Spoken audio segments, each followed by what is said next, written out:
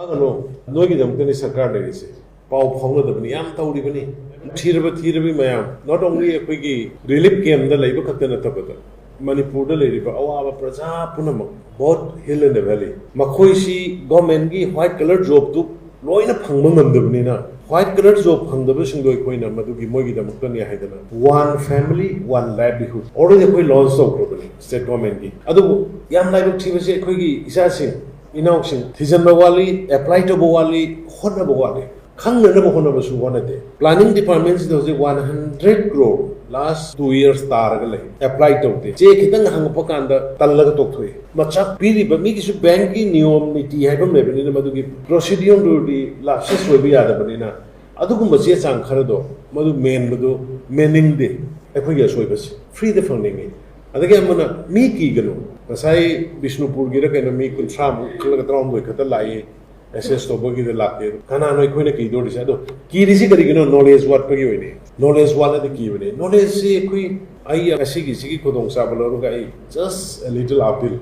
General knowledge, a quickie youth in the Yam Satin what was a quickie school college at the Mabus Hatters Naha Singh, Manipur MLA Masing Kale, yes, Kange MP Kale, yes, Kanga. Rise Savannah Carino, Lok Savannah Carino, District Kale, Community Kale, Zati Kale, Kari Lon Nangese.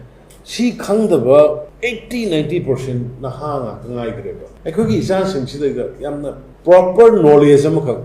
India ki hoiba, Pacific hoiba, or particularly Manipur ki hoiba. Recognize the book track control mo ilay say, moi kari loan ngange say, koi Naha in the kayang khange, khangdab na namme. Ang nasukung bagi gap sila ito na may sasabi, okay, khara general knowledge, khara I serious way ningi, khang na bukona ningi. Aduga interview mo kari gumasi noy face to the key gano. Ado knowledge so lere the key dabali. A press briefing ka to basi khangda de koi press briefing to basi key. Question na mahanga ka na kumandar diya. Aduna fajana study to or matung the press briefing to kudu di na thang unna budu de key de. Aduna key di do knowledge wat pagini. Aduna knowledge di talaga pang hangaga nainaraga paminaraga lairik paraga khang mga. Wagano nogi damkani sakar de ise. Pau phongna dabani yam tauri bani. Na khoi ki thaba ingang phangna bhona basida. Thaba gaise mapan ki kham mayam am lai. Pige. But maram sadana khoi ni isa sin noi bisu thadokte. So many things madu khallaba matung dane khoi na tourism ministry ki makhada. Ado ina government ne makhada wo ramne noi sakraka su noi security lede secure oi ne ado ka unknown amana company macham ne ta purga moi ta nung ta budu yar roi sigi pon mayam su isa sa khoi khanda ro yadu aduna ne khoi na government of india ki makhada tor ka nai khoi na noi bu tawrai se ado si listen ani mo ne khoi na khan ga dor se marwoina relief game da le hori isa se even mapanda leibo ro moi du dei da khoi priority hana pi ba haibase khoi government ki kainoni kasagi adagi no koina ngasai sanapi ena sathok chasingi adugi adagi haibudu wagano pesabudi yamna piro ngamo adu palising manga di no loina pigene pena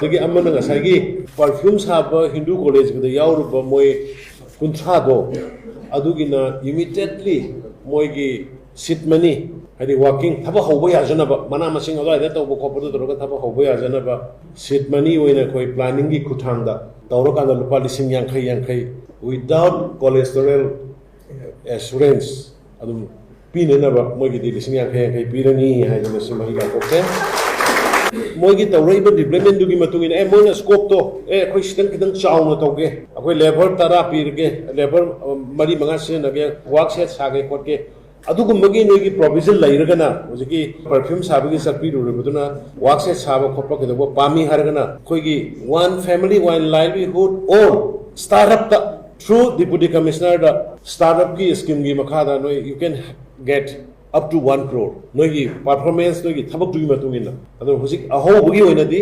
50,000 planning through the set money when koi noi kuntra gi pirani ada koi no training pi do si mi lising ani ne aduna maroina yaningai district kuna singgi district sing ju loina cover to biyo aduga tampaki leiba tampaki sina maroina kogi relief camp ta leiba sing se focus bibiro kharap tominasi haidana sumaina thamjage